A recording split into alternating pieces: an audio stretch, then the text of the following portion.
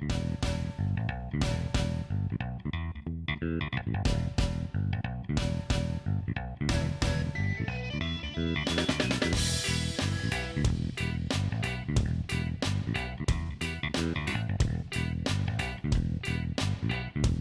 to Sweethearts or Rivals. I'm Charlotte. I'm Justin. What's on our table today? Parfum. Parfum by Queen Games. Yep. And this game plays 2 to 4 players. Mm-hmm. It's recommended ages 8 and up. And it can take you about 45 minutes. Yeah.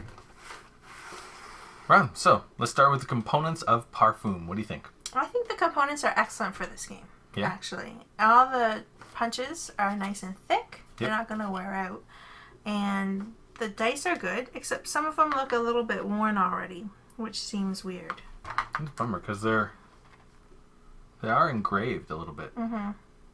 Unless they're supposed to look like that, because they all have that one strip on the bottle. Yeah, to make it look rounded. That must be what it is. To me, they just look worn a little bit, which is weird. And then your player pieces are these little perfume bottles, which are quite cute. Nice thick flagon tokens. Yes. Of wood. Yeah. Nice. And the art is beautiful. That's what drew me to the game in the first place, was the art. Nice. Mm-hmm. Cool. So what do you think about the strategery, which we have coined that term as strategy, tactics, and luck? Excellent. So this game has a lot of luck. The end. It's very random. Yes. Every round you have a random selection of customers, and they don't change every round. They only change when you have met the demands of a certain customer. You also have a random selection of perfume notes that come out. And again, you draw them from a bag. Yep. So that's random. And again, nothing new comes out until there's a space for it. So you have to complete the ones that are there before you can get new ones. In order to complete those notes, you have to roll dice, which is random. So there's just a lot of randomness. Right. Yeah. And there are 2 dice that are a lot harder to get the flasks on because it's 50-50. Yeah. And the other ones are 4 to 2. Yeah. So you got a 2 out of 3 chance to get those and a 50-50 chance. Hi, Kaylee. 50-50 chance to get the other ones. Mm-hmm. So I don't mind the dice randomness. There are ways of mitigating that with the water droplets, and that's nice. Yeah. I like that. But, for example, if you watch the previous game, I got this perfume really early that had like a lot of notes that were really high, but there were no customers that wanted them. So do I sit on that for a long time just waiting for them to come out?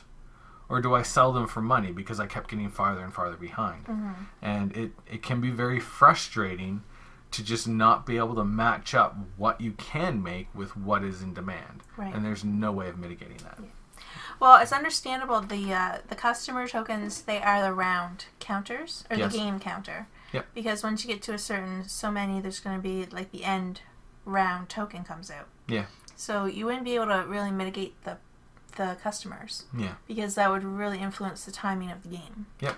But you should be able to use your water droplets to wipe some of these away. Something. So that, because we ended up with a lot of middles, and we could hardly find any tops and bottoms. Yeah. So that was tricky. So there should be a way, I think, to spend your water droplets to either wipe the whole thing clean or like some and then replace them or something. Yeah. That would help, I think. Yeah. And then it's even tricky on top of that because if somebody goes and opens up some spaces, you can use your actions to put more in there. Mm-hmm. But it's like, all right, I just used that. Okay, yeah. Oh, finally, there's something on. Well, I just used all my actions to get it on the board. Now you can take it. Right. Yeah. And so just that multiple layer of just randomness can be frustrating. Mm-hmm. Yeah. There's a little bit of strategy, again, knowing that there are tokens like this one here that is, this guy needs 3 of the blue flower notes in the perfume. Knowing that those exist, you have to decide whether or not you're going to save your perfumes to get those later, or if you're just going to sell them right away to get money real quick. Mm-hmm. But that's about it. It's a lot of random and tactical and cats attacking the flagons of perfume. No, Kaylee, no flagons for kitties. What about the complexity of Parfum? I don't think it's overly complex. Because there's only so many things you can use your actions for. Yes. Like you're going to use it to either, like you said, replace a top from here, from the bag. You're going to use as many actions as you have to roll that many dice. Yep. Or you can gain one of these water droplets. Yeah. Those are what you can use your actions for. Yeah. The complexity is just trying to manage how many actions you are to make sure you have enough dice to roll to get the tokens here that you want. Yeah. But it's tricky because, like you said, you can wait rounds and rounds for like a bottom to come out. So, I mean, that's not a complex part of the game. But trying to mitigate that is the complex part. Because there's not that many ways to mitigate it. Yep. So, you have to almost play with what you get. Yeah. The turn order is interesting. You can go first, which can be powerful. Because then you're going to be able to take the actions first with all the stuff that repopulated at the beginning of the round. When it's time to sell, you're going to be able to sell first before anyone else. But you get less actions. So that's a nice choice. Not a random thing, but a choice. Which do I take? Do I go first with less actions, or do I get a whole bunch of actions, but I got to wait to see what goes on first? Right. So that's kind of neat. And not random, which is nice. Yeah. Now, we haven't taught this to anyone yet, but I could see that it would be quite easy to teach to someone. Yeah, it's a very gateway-ish game. It is very gateway. Yeah. And because it's got so much randomness in it...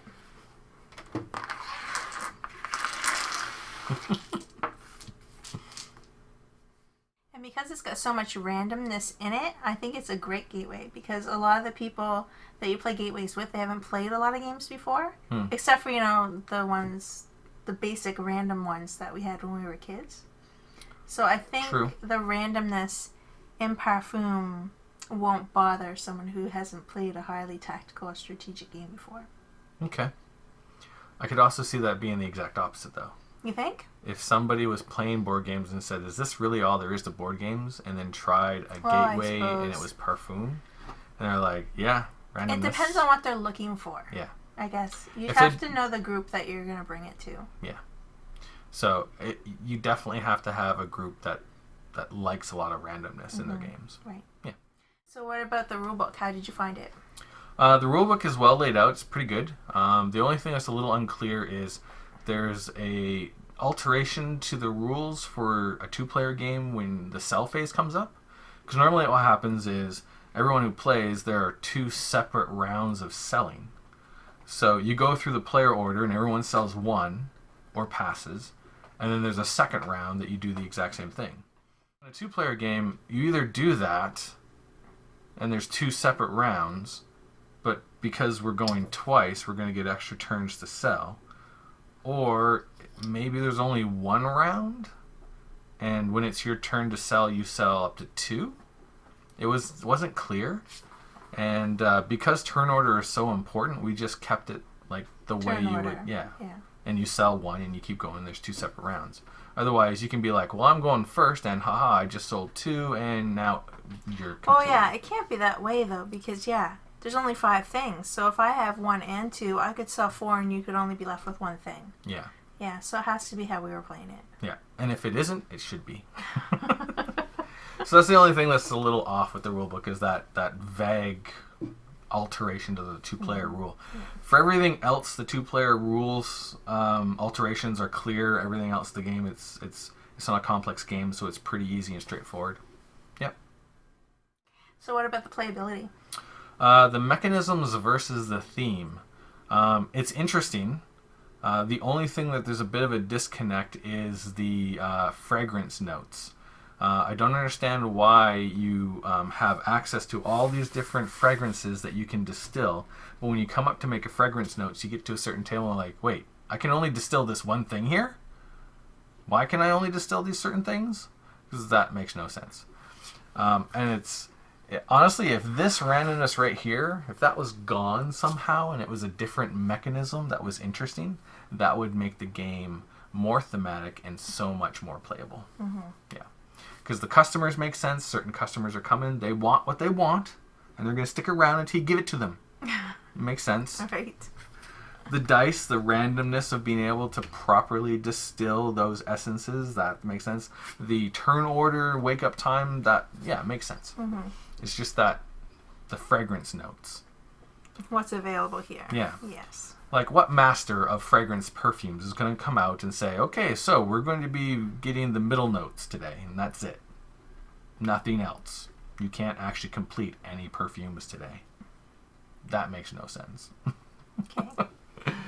For number of players, we've only played it as a 2-player game. It works rather well as a 2-player game. The fact that you get 2 turns every round as a 2-player game is kind of cool. Mm-hmm. And more often than not, there's sometimes a runaway leader that way. Most of the games that we played. Yeah. Most of the games that we played were not close. This is true. Mm-hmm. Yeah. But I think that has to do a lot with the randomness. Yes. Because if you're having a really lucky day with the dice, you can run away with it. Yeah. And I don't see that as changing much with other player counts. Probably not. Yeah.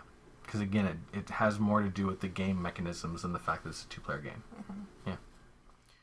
As for the game length, it is a fairly quick game, which is nice. Mm-hmm. And as for replayability, other than the fact that the customers and the notes are coming out randomly, so that's going to be different every round.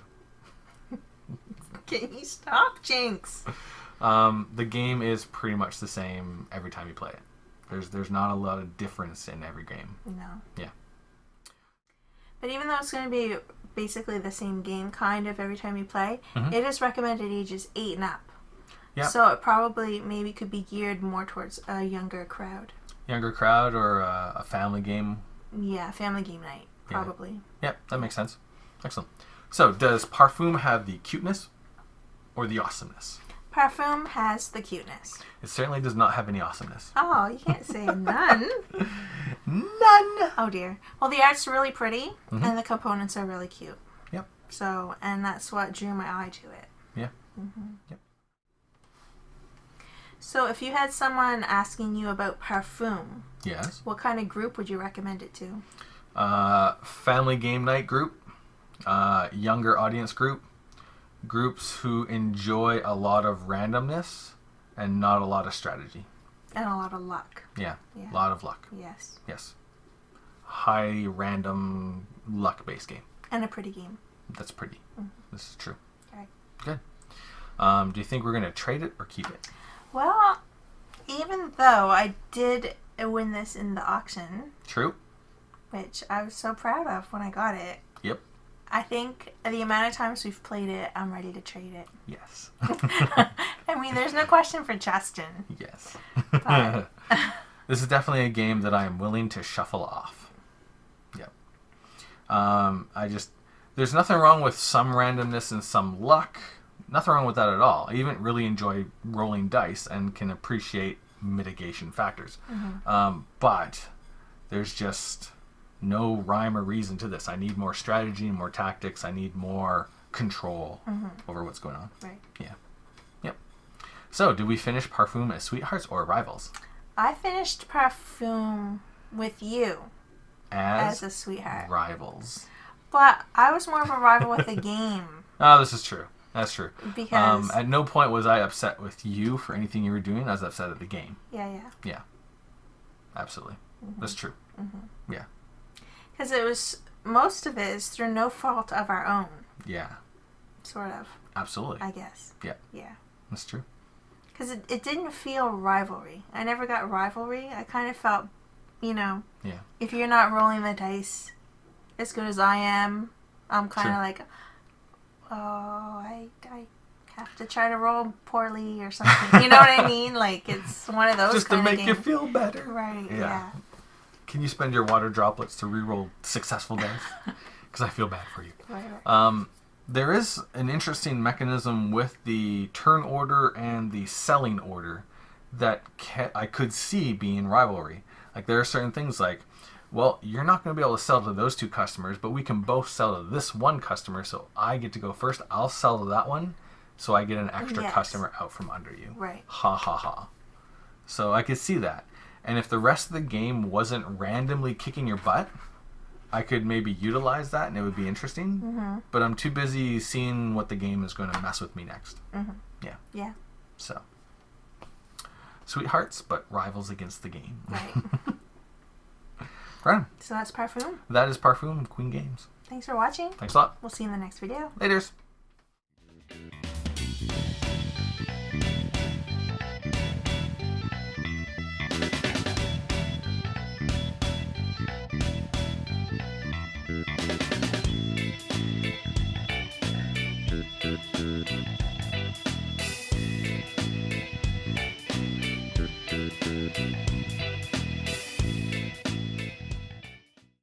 No flagons for kitties. Can I chew on that? No, thank you. No. No, thank you.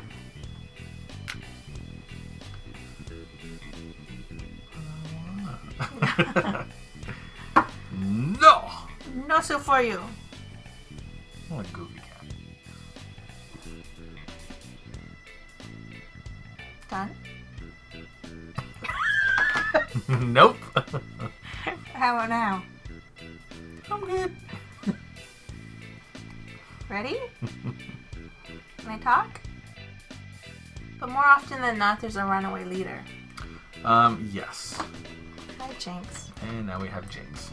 And Jinx is gone. Aww. So, does it have the awesomeness or the cuteness? This game is more cute than awesome. Yes. Did she just show her butthole on the camera? Mm.